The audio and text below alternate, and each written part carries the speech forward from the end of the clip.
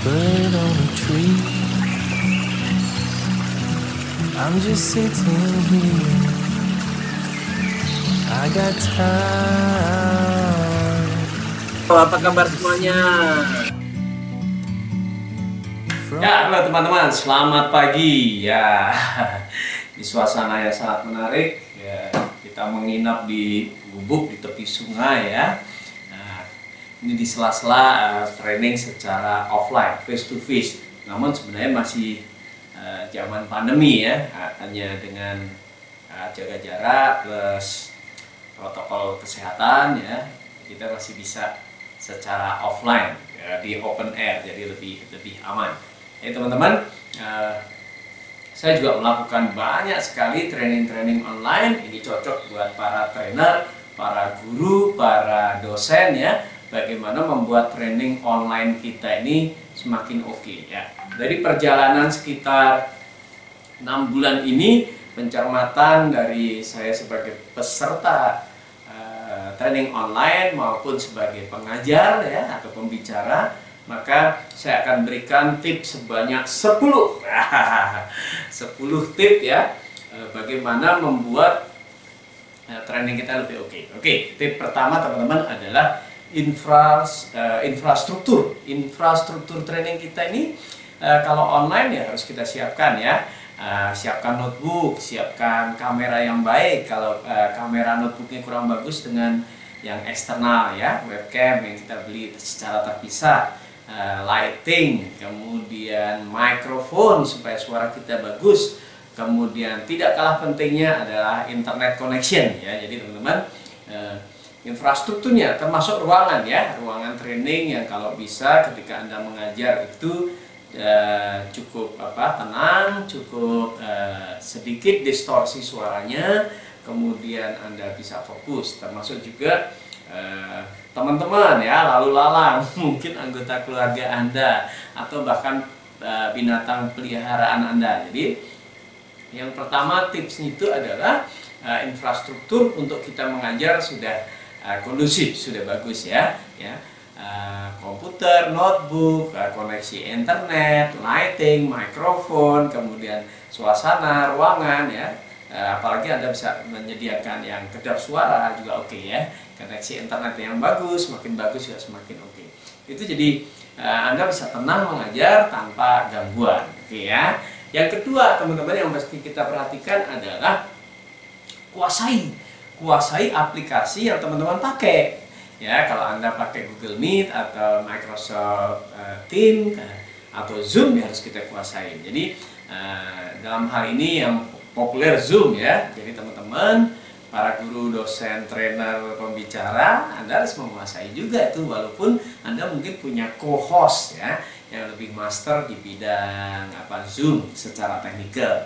Tapi Anda sendiri ada baiknya pelajari, tentu nggak susah loh ya. Kalau Anda mau, Anda pelajari. Ketika teman-teman tahu nih, oh Zoom, buka akunnya seperti apa, kemudian buka meetingnya seperti apa, setting meeting schedule-nya seperti apa, invitation buatnya bagaimana ya, kemudian virtual background di video virtual backgroundnya kalau mau ubah-ubah, bagaimana sharing screen ketika Anda PowerPoint mau share, bagaimana juga sharing dengan hal-hal lain ya, bisa YouTube segala macam di dalam training Anda, bagaimana ngechat ngechat, memberi reaksi, mengatur partisipan ya, masuk admit ke ruang kelas ketika di waiting room, bagaimana bikin pool boleh ya, breakout. Jadi banyak fitur-fitur yang harus Anda pelajari. Semakin Anda master di bidang itu secara teknik, secara aplikasi, ya makin keren. Anda sebagai pembicara pun jadi tenang ya. Ketika ada masalah, Anda tidak terlalu panik, tidak terlalu grogi, kemudian Anda bisa menanganinya dengan baik. Jadi pelajari itu aplikasi-aplikasi yang populer ya, Zoom pelajari itu. Ketika Anda master di situ, teman-teman, itu akan sangat membantu ya. Kadang-kadang dalam kondisi tertentu Anda harus mandiri, nggak mesti ada co-host gitu ya. Ketika Anda bisa mandiri ya makin bagus. Oke. Ada lagi teknik-teknik yang lain mesti Anda pelajari lagi, aplikasi yang Anda gunakan. Oke, itu sudah tip berapa? Tip kedua ya. Tip ketiga, eliminasi gangguan ya, eliminasi gangguan. Gangguan-gangguan yang akan muncul atau mungkin muncul Anda eliminir ya. Misalnya kalau Anda berada di ruangan tertentu, Anda kasih tulisan jangan diganggu sedang online, jangan diganggu sedang memberi kuliah, sedang mengajar ya. Ada tulisan-tulisan eliminasi, pintu, warning, pemberitahuan ke kanan kiri ya, teman saudara atau mungkin juga keluarga. Kalau ngajarnya di sekolah mungkin ya guru-guru yang lain kita ajarin. Jadi dieliminasi. Oke. Kemudian bisa jadi ketika Anda ngajar juga ngantuk gitu, atau kita Anda ngajar aus, Anda coba eliminasi, jangan sampai meninggalkan screen gitu. Anda siapkan dulu tuh kopi, air putih untuk minum Anda ya. Walaupun boleh-boleh aja Anda pergi bisa izin, tunggu sebentar ya saya ambil minum dulu, itu juga bisa jadi variasi. Tapi alangkah baiknya ketika Anda prepare lebih komplit ya. Eliminasi gangguan, apalagi yang mungkin muncul di gangguan itu ya bisa jadi listrik mati, bisa jadi koneksi internetnya, rebutan dengan rekan kerja yang lain atau dengan anggota keluarga lain sehingga menjadi lemot, atau mungkin ada anak-anak atau istri kita sedang download file yang besar. Jadi ketika Anda mau mengajar, Anda juga siapkan mencoba eliminasi, mengatur, memberitahu bahwa akan ada kelas ya, Anda akan mengajar, ini fokus, serius, butuh supporting yang luar biasa. Oke, yang keempat teman-teman, bangun koneksi ya. Tip untuk pengajar atau trainer secara online atau dosen itu wajib membangun koneksi dengan audiensnya ya. Kenapa? Karena memang kalau gangguan di dalam training online itu sangat tinggi. Ketika Anda tidak bangun koneksinya, ya bisa jadi peserta tutup video, peserta meninggalkan video, peserta melakukan hal yang lain. Tapi ketika Anda terus bangun koneksi ya dengan interaktif, interaksi, misalnya ditanya, Pak Joni apa kabar? Wah bagus tuh backgroundnya. Bu Wati apa kabar? Putrinya ikut ya, memperhatikan training ya, nggak apa-apa ya. Bangun koneksi. Bagaimana? Sudah jelas? Itu bangun koneksi. Jadi jangan slide Anda terus-terusan Anda share, kemudian Anda cuma bisa melihat 1-2 orang, Anda bicara terus gitu, kurang ada koneksinya, kurang ada nyambungnya, kurang komunikatif. Yang jelas daya tahan di dunia training itu tidak selama dunia offline ya. Kalau offline mungkin bisa 15-20 menit, tapi kalau online mungkin 10 menit ya. 10 menit sudah lelah, sudah bosan. Tapi ketika itu seakan-akan ngobrol, interaksi, Anda bisa membangun koneksi dengan baik dengan para peserta, itu akan menarik. Jadi benar-benar di training online, kuliah online, sekolah online ini, Bapak Ibu guru, Pak dosen juga harus bisa membangun koneksi dengan anak-anaknya ya. Jangan gunakan otoritas terus galak terus ya. Tapi justru membangun konektivitas, komunikasi yang lebih baik. Salsya, apa kabar? Kamu buat minuman apa nak? Nah, misalnya gitu ya. Itu bisa membangun koneksi. Sekarang ini kan murid-murid sedang mendapatkan ilmu tapi mungkin kekurangan kasih sayang, kekurangan perhatian ya. Jadi Bapak Ibu guru bisa lebih intens lagi membangun hubungan melalui online ya, dengan pertanyaan, dengan sapaan, dengan intonasi yang lebih ramah, lebih ceria. Mungkin itu akan membantu ya dalam training online Anda lebih diminati. Oke ya. Kemudian karena delivery kita ini terhambat oleh tools, terhambat oleh kamera, terhambat oleh jarak, maka segitiganya yang delivery content marketing dalam dunia training atau public speaking, berarti delivery kita akan ada keterbatasan. Mau tidak mau teman-teman, dalam dunia training online perkuat konten ya, perkuat konten, perkuat materi Anda, baik dari isi, dari desain, dari tip-tipnya, dari solusi-solusinya.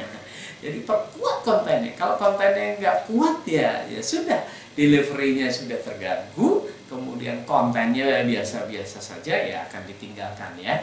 Apalagi kalau di sekolah deliverynya sudah terbebas, kontennya ngajarinya asal-asalan, tidak menggunakan strategi-strategi sehingga anak-anak atau peserta itu lebih serius memperhatikan atau lebih mudah memahami. Jadi teman-teman, perkuat konten. Ini PR kita di dunia online. Konten seharusnya jauh lebih kuat. Konten seharusnya lebih powerful. Konten harusnya didesain supaya lebih mudah dipahami. Mungkin kalau selama ini dengan kata-kata, dibantu dengan grafik, dibantu dengan gambar, bahkan dibantu dengan video-video ya.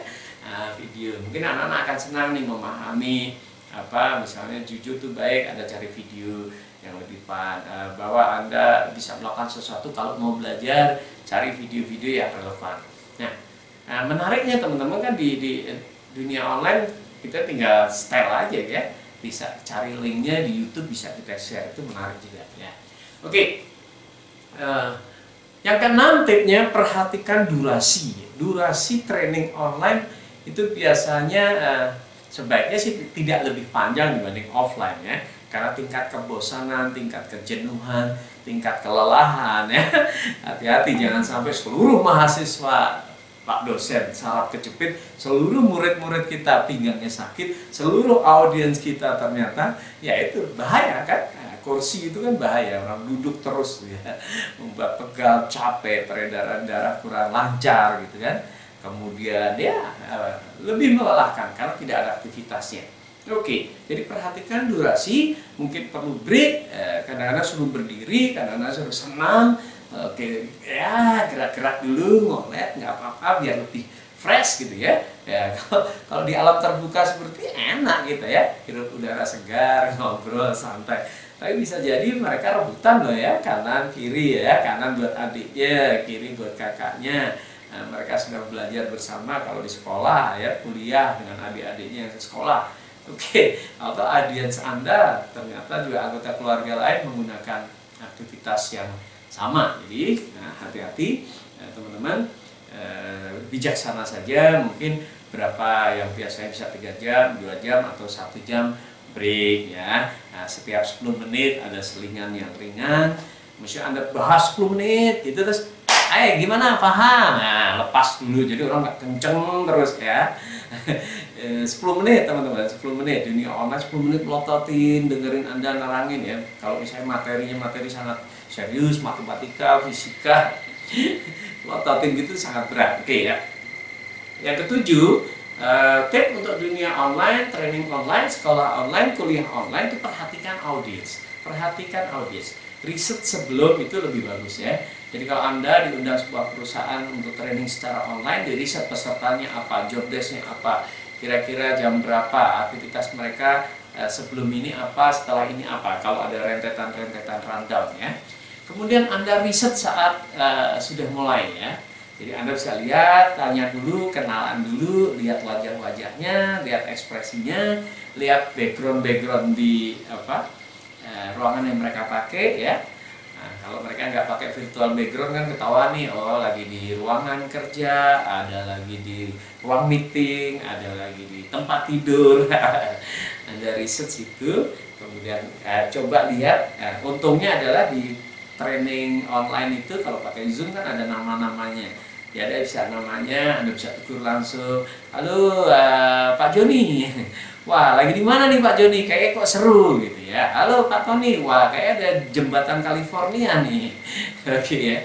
Jadi di research untuk membangun koneksi juga antara trainer dan pembicara, trainer dan peserta, pembicara dengan peserta, atau dosen dengan mahasiswanya. Oke ya. Jadi bangun research audiensnya.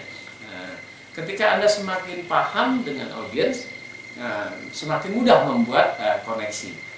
Kedelapan, humor teman-teman. Ya, ini tools yang baik untuk tetap stamina-nya oke, tetap bersemangat, tetap connect gitu ya. Kalau mereka tertawa walaupun feedback-nya terbatas gitu, tapi gunakanlah humor ya. Bahkan setiap materi usahakan selipkan humor supaya training online Anda juga tetap menarik. Oke, 8. Yang 9 apa? 9, lakukan kelebihan-kelebihan online, teman-teman ya. Kelebihan online salah satunya adalah semua audiens sudah punya koneksi internet. Beda sama offline. Jadi ketika Anda lakukan survei misalnya dengan Menti, Kahoot atau Pool ya, atau website-website lain sangat mudah tuh. Anda tinggal buka, silahkan isi. Nah, itu tidak perlu persiapan panjang, mereka sudah siap. Sudah ada gadgetnya, sudah ada notebooknya, sudah ada koneksinya. Jadi ini kelebihan-kelebihan online yang bisa Anda manfaatkan ya.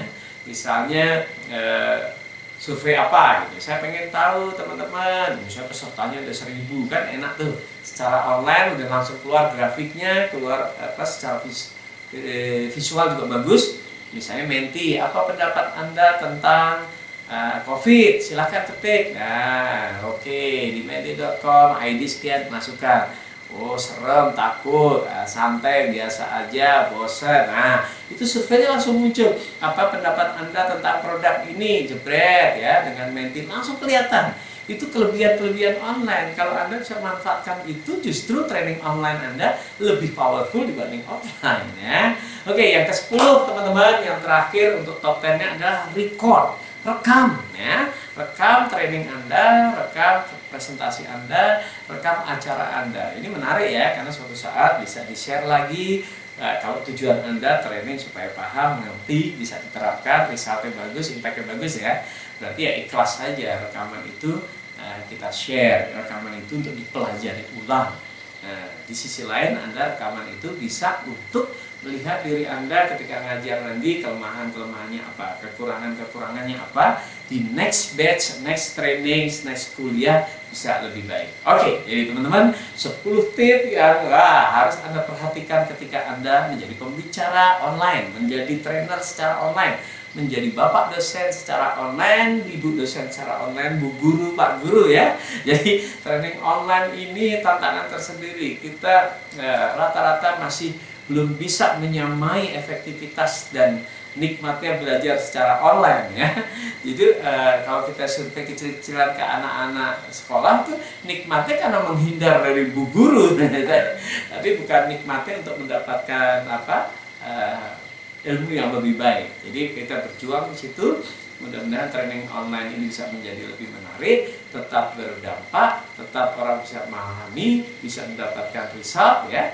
Sementara pandemi belum berakhir, kita bisa belajar terus secara teman. Kita akan menikmati dulu ya pemandangan, ya suasana segar, burung dan air terjun, ada sungai di sini. Oke, tetap belajar, mudah-mudahan bermanfaat. See you.